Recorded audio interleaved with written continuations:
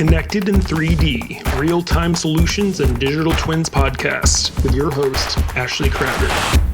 Hi, welcome to Connected in 3D, Real-Time Solutions and Digital Twins. I'm your host, Ashley Crowder, CEO of Ventana, and I am so excited because today we are talking to Kevin from Delta, who is the product manager with Delta Airlines and oversees all of Delta's new station startups, which include learning, training, and compliance processing.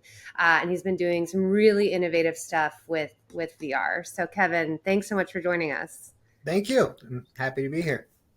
Yeah. So why don't we start out? Can you tell us a bit about your career journey? You know, how did you become Delta Airlines program manager and how did you get into immersive training? Sure. So I've been with Delta. This will be my 30th year this year in November. So the big 30 for Delta. I started with Delta on the ramp, actually as a ramp operations agent, loading the bags, everything out there. I did a little short stint in Gunnison, Colorado as a temporary duty assignment. That was very educational. Learned a lot about the airline in that 6 months that I was there. Came back and went straight into the training department from there. I was a facilitator for 14 years. That's where I traveled the world, opened all of our new stations, did all the below wing training, some of the above wing training, customer service training also. And then I transitioned within the ACS learning department, several positions, currently as the program manager of the design team and oversee the virtual reality and auxiliary reality for the training department. That's awesome. It's 30 years. Delta's got to be a great place to work. I personally love Delta. Yes. Frequent flyer. So that's amazing. I mean, how did you get started in VR and AR solutions for employee training? Like, how did that begin? Yeah, so interesting story. So in 2017, I actually took a short jump over to another department out of the training department, working directly for the vice president of airport customer service for all of our domestic stations. So we have about 175 domestic stations that we fly to. So I was her program manager. First day on the job, she called me in her office and said I was at a conference 2 weeks ago and I was looking, they were showing virtual reality and I think we need to look at that. At that time, I'd never had a headset on, never touched virtual reality in my life. So I've seen it on TV. So I actually went back to my desk and said, okay, first day on the job, I got to impress her. So I just Googled virtual reality in Atlanta. I found a local virtual reality vendor, sent them a message online, just like you do with anything else. A couple hours later, Dave Beck called me and said, introduced himself. And we talked about it. He said, come down to the office. We scheduled a day to come down. He put a headset on me and I just kind of was amazed of what it was. And it went from there. So that was my first experience with virtual reality. That's amazing. And then where, I know we talked about how you got started. So, what was that initial kind of POC where you were able to say, okay, this is a problem I think we can solve with VR and get, data behind it to then scale the program? Yeah. So with virtual reality, as I started learning about it, it was something in the airline industry, everything moves very quickly, as you know, and especially when they have an idea. When somebody comes to you with an idea, they don't want to wait 6 months, a year. They want something now. It's fresh on their mind, so you got to keep going. So when Dave and I talked about our proof of concept, what we were going to do, we talked about several different ideas. We wanted around the ramp operation. We wanted with safety. We really wanted to focus on the safety of the employees and kind of where we could get a good ROI out of this POC. So we came up with what we call it our aircraft walk around. So what happens is when an airplane arrives at every station, every gate, every day, 3,000 times a day, when it parks, one of the agents is our aircraft load agent is responsible for doing a walk around of the airplane. So he does a walk around looking for damage on the airplane if anything happened in flight. He looks for, to make sure that the doors are properly opening and shutting. He makes sure the air hose is connected properly, that the chocks are connected, are set in properly. He makes sure that the tow bar is hooked up. So it's just an inspection of the airplane on arrival. We also, what we call is picking up FOD as they're walking around. So FOD is foreign object debris. That's what we call the garbage on the ramp. all the zippers and locks that are on passenger bags that fall off. People don't realize that an airplane taxiing in with an engine running would suck up a lock off a bag into the engine. Will take the engine out, and immediately it's about $1 million for an engine plus Wow. the downtime of the airplane. So it's very important that agents pick that up. We had noticed in the stations, everybody wasn't really doing these tasks. They were just kind of looking and going on. So we did this proof of concept around walking around the airplane. So it was just, they already knew their job, but this was what we call kind of proficiency check. Did they understand what they were doing? It was set up with a score, gave them a score at the end. And we had random situations where it changed every time. I think we had 8 different, randomized in there. So the damage wasn't in the same spot every time. The FOD wasn't there all the time. Sometimes the tow bar was hooked up. Sometimes it wasn't. So it wasn't just the same thing over and over. So we did that proof of concept, and, kind of after we tested it, we put it out into the stations, a couple stations, and started testing. And I was really amazed with the feedback we were getting. The agents were excited for this training.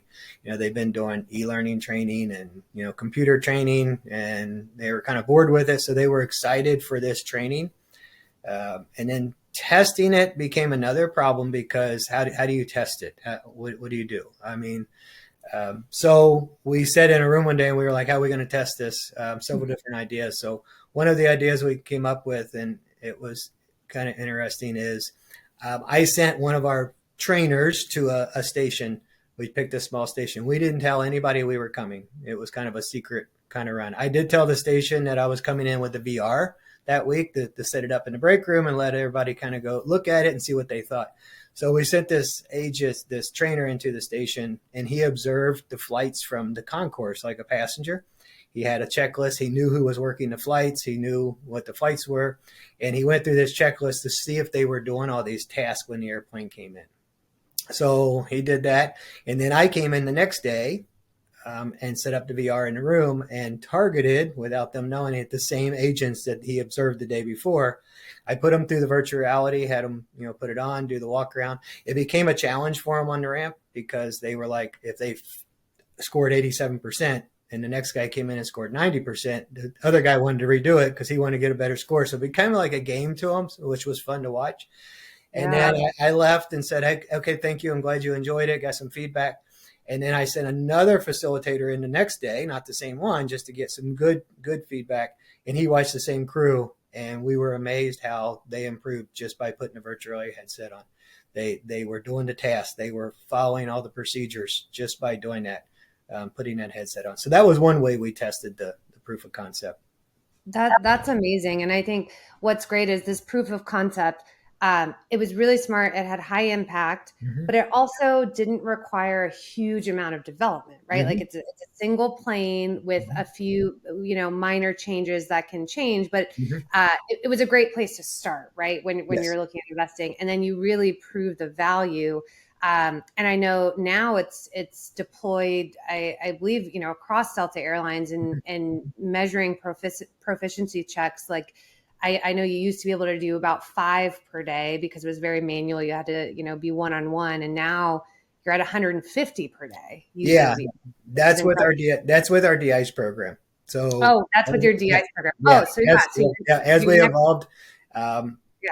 So back it up. So then, obviously COVID happened and kind of shut down everything for a year. So everything sat in the cases for a while and didn't do anything, obviously, for a year and a half while we were regrouping.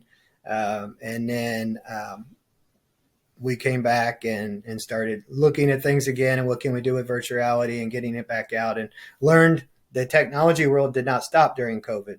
Everybody kept doing things. So when I came back, there was new headsets, there was new technology. So we had to kind of regroup and get educated on that. But then with our de-ice program, so everybody's probably flown in the wintertime and, it's snowing outside or icing and you have to taxi out and they spray your airplane with a bunch of fluids and so on. It looks pretty simple, but it's a very, very challenging task for our agents. It's very important. Obviously, airplanes can't fly with any contaminants on the wings. So it's important that they know how to do that. So with the de-ice proficiency, our safety team came to me and said, here's our situation. Here's the problem. We train our agents in July to de-ice airplanes. They go to Minneapolis in July. They go through an instructor-led class. It's great. They go out, they spray the airplanes with water to understand how to do everything, and then they're signed off, and they go back to their stations, and they work until it snows. That could be 3 months, 4 months along. Sometimes a couple months, but it could be even 5 months before it snows in a station. It all depends what station they're in. So the problem that they were running into is, do they remember what they're doing? And sure, we can send them an e-learning course and they can click through it and say, yeah, I understand the question, but we want to see them do it. And like you were saying, Ashley, this is where that came into proficiency. The way they were doing it then, they were actually sending a person to the station when it snowed. So we watched the weather, and when we were predicting snow in Boston, we would call our trainer, and say, hey, you need to fly to Boston. It's going to snow there this weekend. Spend the weekend there and watch them de-ice airplanes to make sure they understand what they're doing and do this checklist on a piece of paper. Well, the problem that they had there is we were doing that on live flight. So we're sitting there on a flight with 350 passengers on it, watching them make sure they understand that they're doing it right. Well, if they're not, what do you do? Yeah. The operation, and then, so sometimes they did. So we came up and said, okay, we can do this in a virtual reality world. So it took a little bit longer to produce that. It took a few months to get that moving, that first kind of proof of concept for the de-ice. Also, we had one airplane and kind of a couple different weather scenarios. We launched it, the following de-ice season, which starts in October. Put it out there, and it was very interesting because I pulled up the WebXR one day just to glance and see what they were doing and how things were working. And I actually looked at it and said, I think there's a mistake on this because it's showing that they've done like 150 today. So I called the agents, the trainers, and I said, did you really know? He said, oh, we're pouring them through. They're coming in and doing it, and we're just rocking them through because we don't have to wait for the snow. We don't have to wait for trucks. We don't have to get them in trucks and wait for an airplane. We can just keep putting them all through. So yes, we went from like 5 proficiency checks a day in the system to about 150 a day.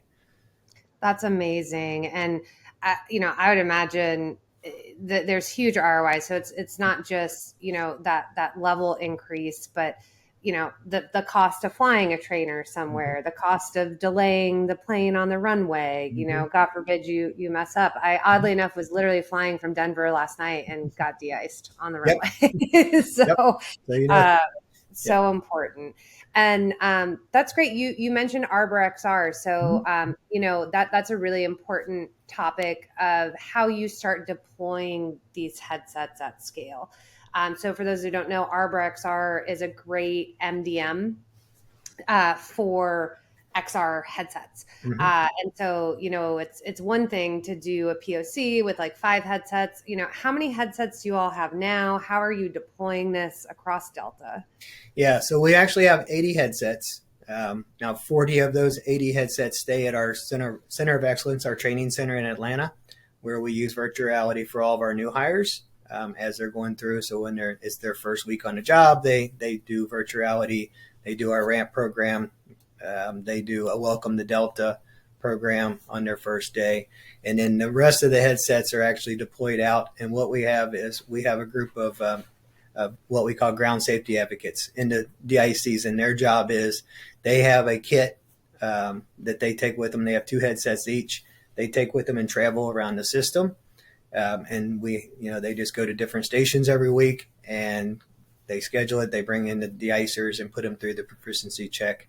You talk about ArborXR. I have to give them great kudos because they saved when we started this. In the back of my mind, when we first started this, I was like, how are we going to deploy this? How am I going to keep track of these headsets? How am I going to know what they're doing? How I'm going to fix them when they have a problem? Because it was kind of back in my mind. And then when Annie from Futurist said, hey, we're going to use ArborXR to track these and do everything and manage these headsets, I was like, oh, wow. So I logged into the system and just started looking at it myself without even getting any training. And then once I got a hold of Dave Birch, and he walked me through it, I was amazed of what we could do. Our leadership was amazed because their questions too is, when I send a headset out to a station, how do I know where it is? How do I know it's not going to disappear? How do I know if there's a problem? And once we started walking them through and I'm showing them I can track these headsets down to the location. I can identify if there's an issue with them. I can see the health of them. I can, the update of them. I can schedule all that, and it's right down to the tedious part, because the first kind of couple months we were on the WebXR, I was getting calls from the trainers telling me, hey, I was doing a VR and the headset went into an update mode. And that really messes up my schedule, because I only have these girls for 15 minutes, to come in off the ramp operation. So I could go in and actually schedule the updates that only happen on the weekends, so it didn't interrupt anything. So, it's like your computer. It's the worst time. Yeah. The computer decides to update in the middle of a meeting, or you're presenting and it decides to do a radio connect and update. So it's the same thing there. So we set it up to only update from Friday night at 6:00 till Sunday. So while they were home over the weekend, all the updates came in and we could update it and get out there. The other thing that's really nice is, the content. If there's a change in the policy, or we see a mistake that we made and we want to change something, we can make that change in a matter of seconds and send it right back out. And now everything is updated. We don't have to go through.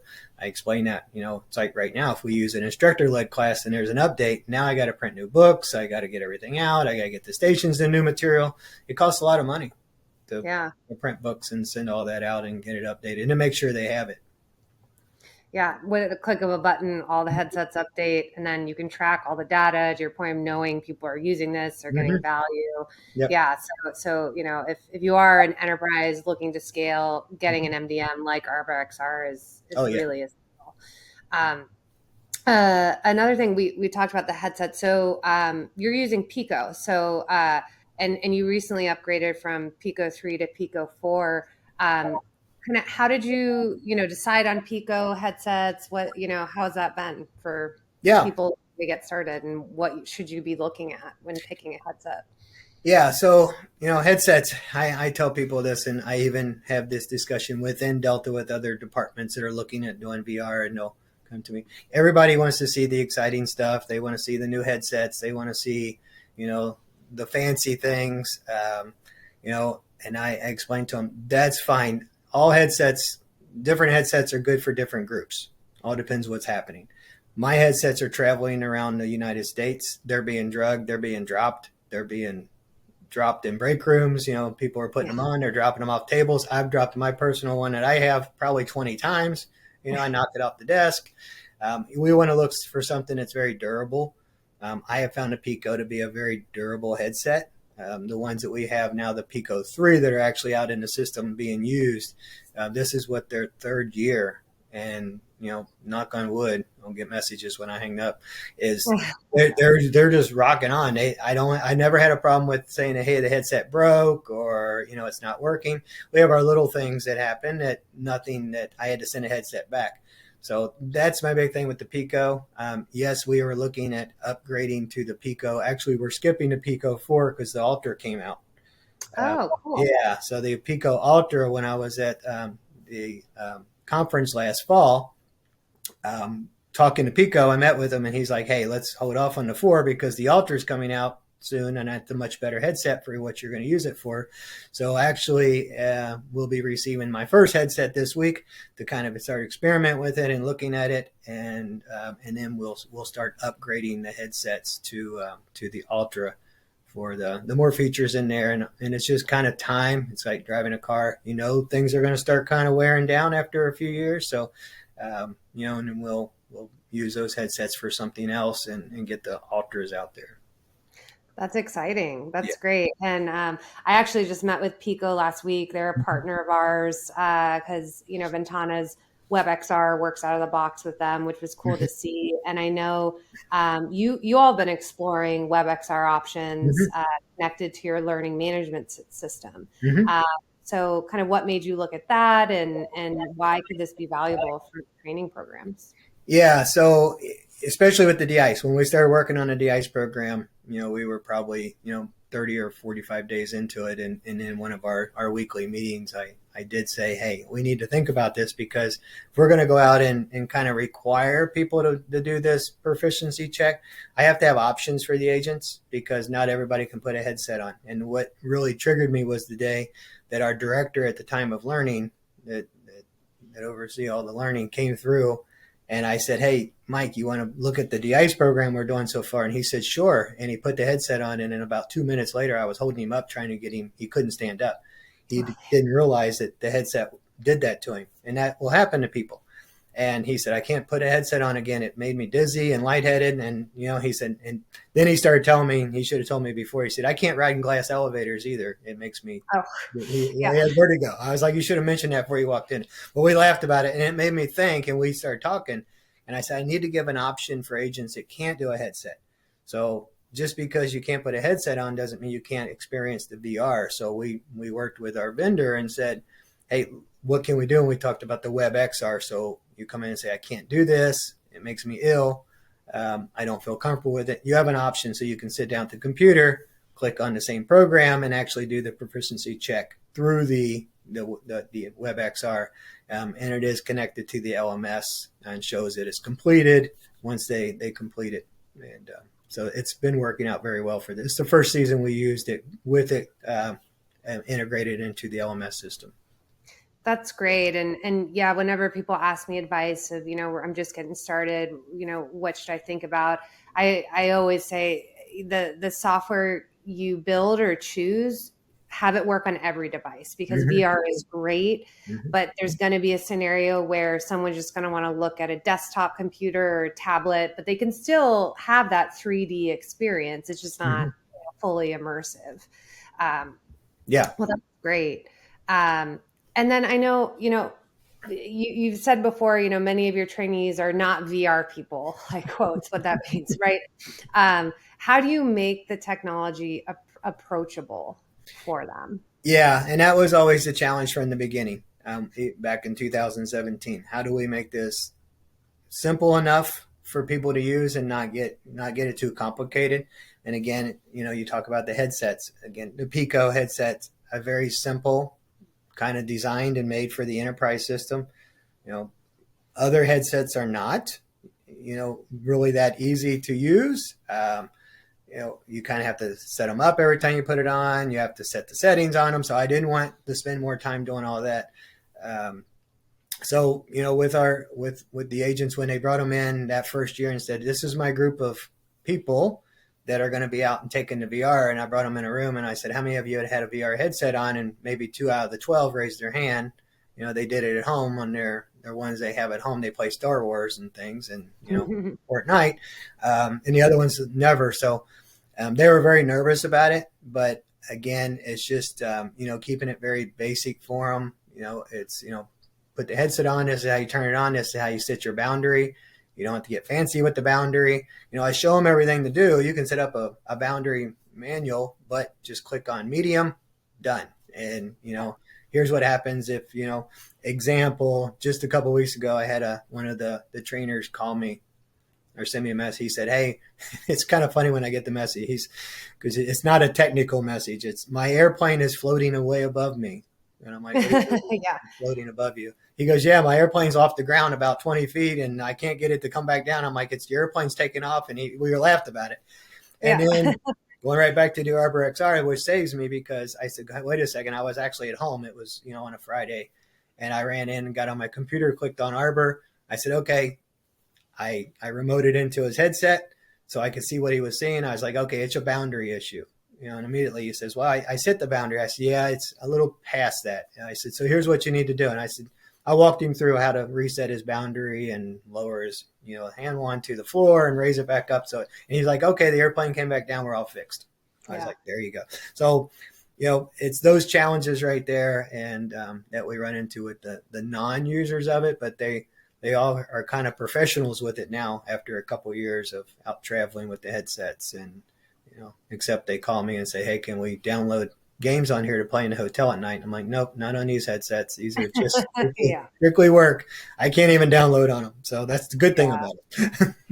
No, and that's a good point. With Arbor XR, other MDMs, you can do that remote login to see what people are seeing, because it's so hard to help someone if you don't exactly know what's going on in the headset. And I will say, I talked to, I think it was Boeing recently, and to get the non VR people excited, they actually downloaded a game and let people play a game first to get Yep. used to it, and then do it. So Yep. maybe you make an exception. Well, and you mentioned that. So before COVID, when we did Yeah. the proof of concept, it was kind of funny because I was talking to Dave at the time that was, with Foundry 45 that was doing our proof of concept. They are no longer, they sold the company, but I was talking to him one day, and it was a couple weeks before Christmas, and I said something about a Christmas party for the department and a bunch of people, and he said, "Hey, I have an idea." I said, "What?" And he goes, "Let's build you a game for VR. You can set it up at the Christmas party, and people can put the VR headsets on. It gets them the experience, and it's kind of fun." So it was actually beatbox. You know how the beatbox went where you hit things? They set it up as luggage were flying out, and you had to smack them as they come along. Fun. And they came faster and faster and faster. And the points, you got points for how many you got. I set up a couple headsets, and there was people, they were battling. It was so funny. We had videos of them doing it, and everybody was trying to beat each other. And, that game was the hit. So it gave them a chance to experience it and have fun with it. Yep. That's awesome. And so, you've deployed this for years now. Obviously it's getting value for Delta. Like what are some of those tangible costs and time savings? How are you measuring the ROI? Yeah. So the ROI, I mean, we're always looking at dollars, but we really don't put a dollar on the ROI for the VR. Our return on investment is the safety of the employees, how they're learning, how they're consuming the knowledge that we're putting in and giving them in class. We're trying to make it a good experience. So if you're hired on the ramp for Delta, you're sometimes a young kid, sometimes an older person. We have all different people that come. Some people retire from other companies and say, "Hey, I want to go to work for Delta now to get flight benefits so I can enjoy my retirement." So they go to work for us all the time, but in the classroom, instead of just bringing them in and having somebody talking to them and showing them and telling them what they're going to do when they go out, and then doing some e-learning, and you really don't get a lot out of that. Sorry for the e-learning people. I'm kind of trash in the e-learning, but I'm not a big e-learning fan. That way in the classroom, they can put the headset on and really experience what they're doing outside, what's going to happen when it's outside. They can hear the noises, they can see and kind of prepare them for that. So it's more of the safety of the employee. Yes, we are saving time on the de-ice program by not, having to ship people everywhere, trying to find airplanes. It's snowing and so on. But, it's more of, are they understanding, what they're doing when they're de-icing an airplane to make it safer for the passengers, to make it safer for the employees out there, working around the operation. And again, I got to tell people, even in the classroom, when I talk to them, when I go visit new hire classes, it's like, get in the VR headset and do it and make the mistakes, because I'd rather for you to break the airplane here where we can reset the headset than break it outside where it costs us millions of dollars and could be, your job if you did something really bad. So do it in here. That's all I say. Try it. What happens? Example on the de-ice. And I didn't even know they did it this year. And actually they called and told me, they said, "Have you ran into the airplane?" So when you're moving the truck to the airplane, if you hit the airplane with the truck, obviously that's a big no-no. And I told them, I said, "No, I haven't hit the airplane. You're not supposed to." And they said, "Run into the airplane one time just to see what it does." Well, when you hit the airplane actually cracks and falls apart. Oh, that's cool. I mean, cool for VR. Yeah. It's cool for VR, but it's showing them, hey, you just hit the airplane, it just cracked and kind of came apart. So it's like, oh my gosh. And the first time I did it, I was like, that's really a lot of fun. I mean, I don't want to hit the airplane, but it really made it clear. Don't hit the airplane because it. Yeah. And that's a great point. I mean, I always talk to people about, when should you use VR? I mean, when things are extremely costly, potentially dangerous, and don't happen super often, which is de-icing is all three of those things, which and one more, I always have to talk about this one, is I think this was the best kind of return on investment, is when we were testing the VR in the proof of concept. We were bringing some agents in from other stations into Atlanta to our headquarters and putting a headset on them and letting them try it in and getting feedback. And we brought a guy in from I think he was Fort Myers, and he had 40 years with the company at the time. He's has since retired, but he'd been with 40 years as a ramp agent. Brought him in. He was not happy to be here. He was very mad when he got here. I don't know why you need me to do this. I don't like VR. I said, have you ever had VR? He said, no, but I don't want to. So we talked about it. I said, try it out. So he put the headset on and he was going around doing the things. And there's one piece where the air hose is hooked up to an airplane. Next time you fly, you'll look for this. It actually puts either air conditioning in the summertime or heat for the wintertime to keep the airplane temperature. So when you're walking around the airplane and you have an option to go over that hose or around it, the proper procedures go around it, not over it. But if you go over it, it popped up and said safety hazard. You could trip and fall over that. So don't do that, you know? And when he took the headset off, he goes, I step over that hose all the time. I said, yeah, I know, but it's a safety hazard. You could trip and fall and people have gotten hurt. You know, we talk about it. And he's like, oh, that's interesting. So he went back to the station. He called me 2 weeks later and he's like, hey, he goes, the VR, he goes, first of all, thank you. It was a lot of fun. I enjoyed it. He goes, but I want to let you know I've never stepped over the air hose since that day. He Wow. goes, every time I see the air hose, I think of that safety hazard pops up in my face from the VR and it reminds me not to do it. So I walk around it. He said, so it works. That's what he said. Yeah.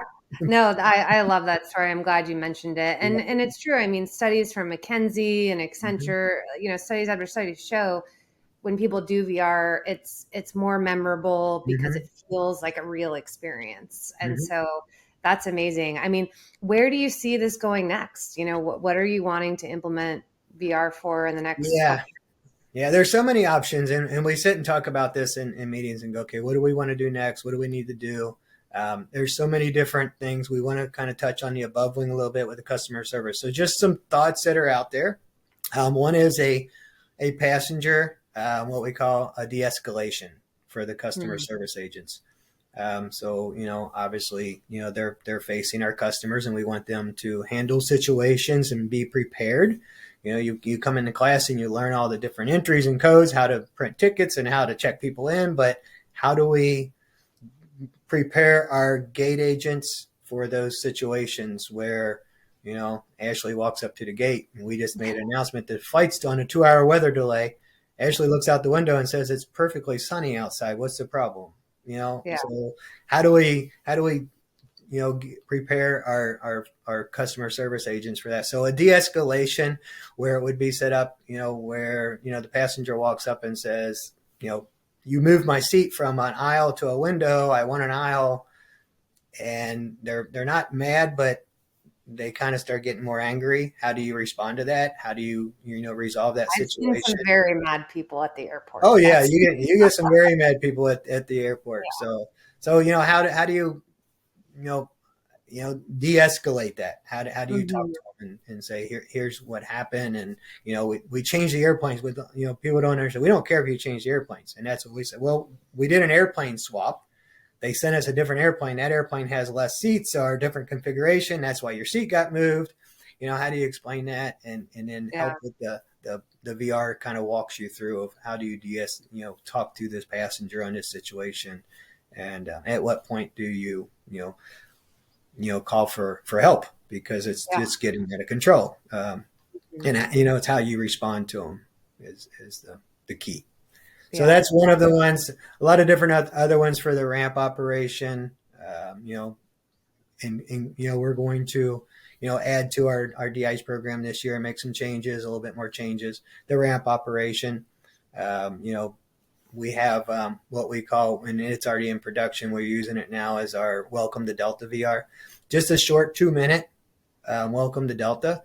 And what it does, you put the VR headset on, there's no interaction. You just sit and you look, and it takes you for a tour of Delta around our headquarters. It takes you and talks about the history of Delta. It takes you through the museum. I had it on a gentleman one day that'd been with Delta for like 20 years. And he went, I didn't know we had a museum. I went, yeah, we have a museum. He's like, I didn't know that. He goes, I need to come see that.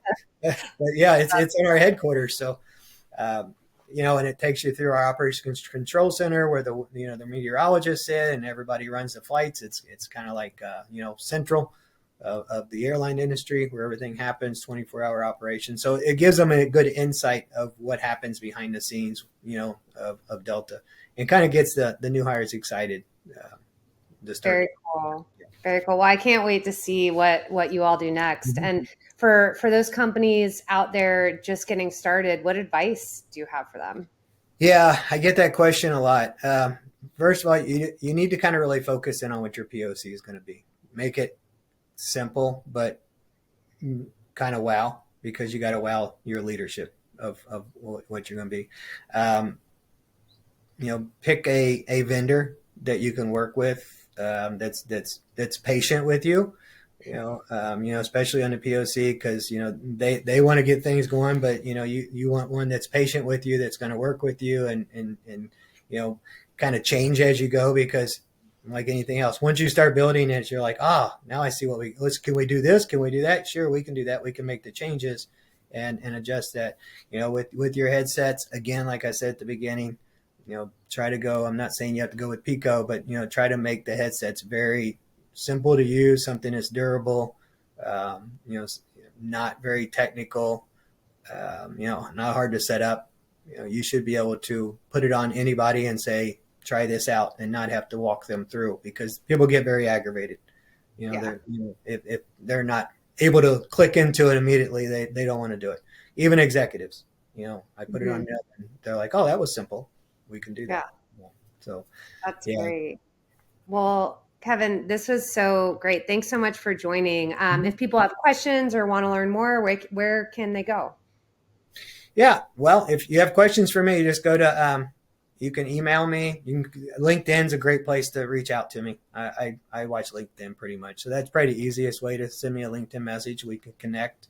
I've talked to many companies.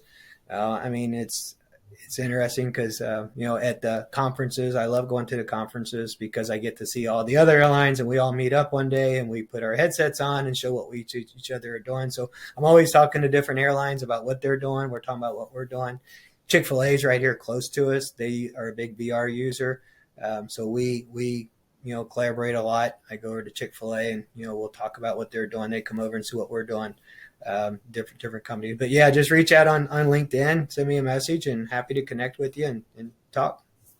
Awesome. Well, Kevin, thank you so much. I'll talk to you soon. Thank you very much.